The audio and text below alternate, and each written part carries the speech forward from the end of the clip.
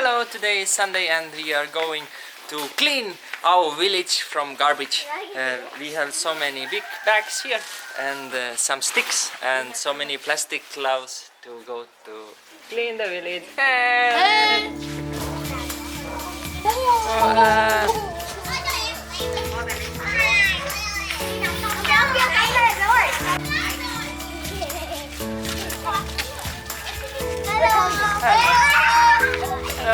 Xin chào.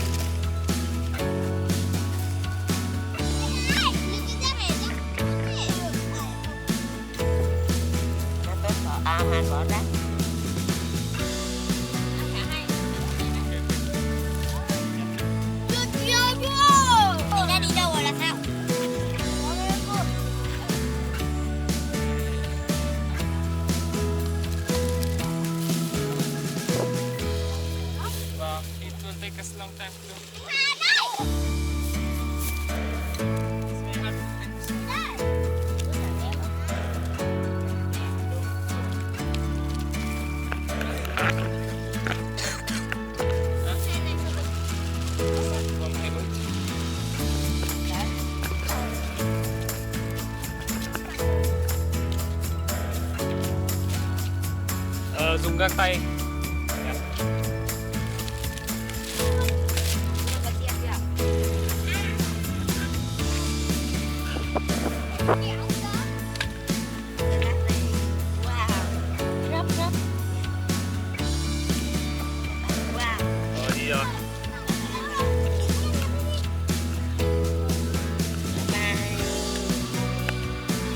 Giỏi thế là Khôi giờ rất giỏi nhá.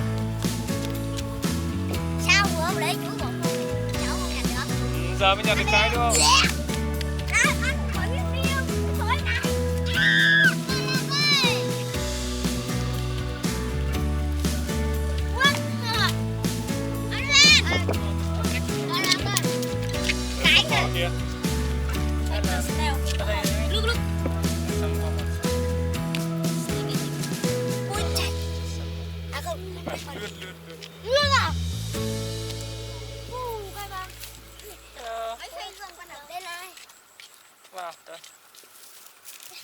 Thấy hoạt động này thế nào ạ? Quá tuyệt vời đi ạ. Có tuyệt vời không ạ? Thôn Nam rất là tuyệt vời khi có một người thanh niên như này nhỉ. Tinh thần bảo vệ môi trường rất cao. Này phải ngoài mấy cái hoạt động như là hát múa hay đánh bóng hơi là phải có thêm cái hoạt động này. Mỗi người có ý thức chung một tí là nó sẽ sạch sẽ. Đúng không nhỉ? Đấy, kéo bàn tay rồi. Giỏi đó. Đổ nước đi, đổ nước đi. Rồi. Nhặt lốt bánh lốt. Đấy, thả luôn đấy. Đấy.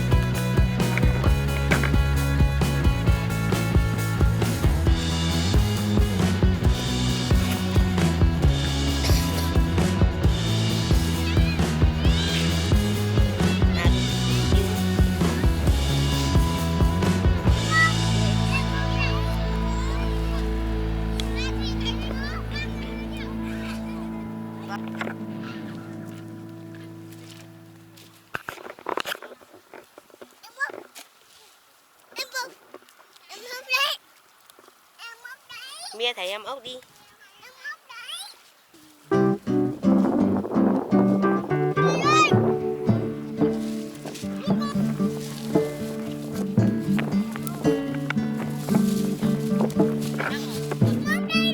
Em đi rồi, Mia thấy em ốc đi. Cháu quay chú nhá. Dạ, thôi là giúp ích cho thế hệ hiện tại và thế hệ sau nhiều lắm đấy nhá. So many bags. Wow. Vâng. Ông. Dạ, thế nào? Đến đây thôi. Lần sau tiếp tục. Quay tới.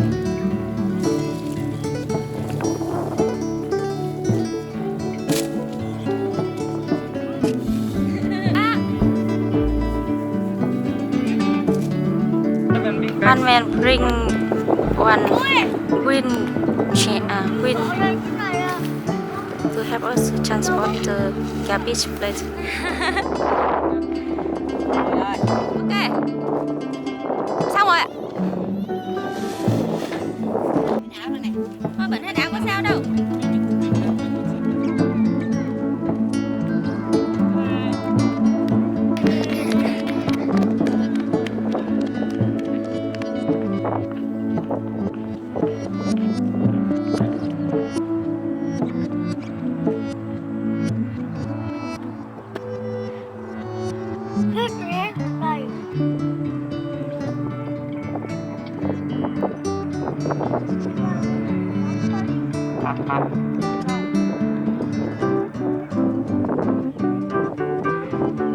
Hello. So we finished cleaning for today. Got 7 big bags, and now the children are visiting us here. The cleaning. We have some fruit and peanut party. We have cashew here, peanuts, some dried apple, walnuts, pumpkin seeds, 𝗪𝗏𝗧𝗏 berries, peanuts, and water, and some apple. Okay, so thank you very much for watching, and please join us for the cleaning of next Sunday. Bye bye.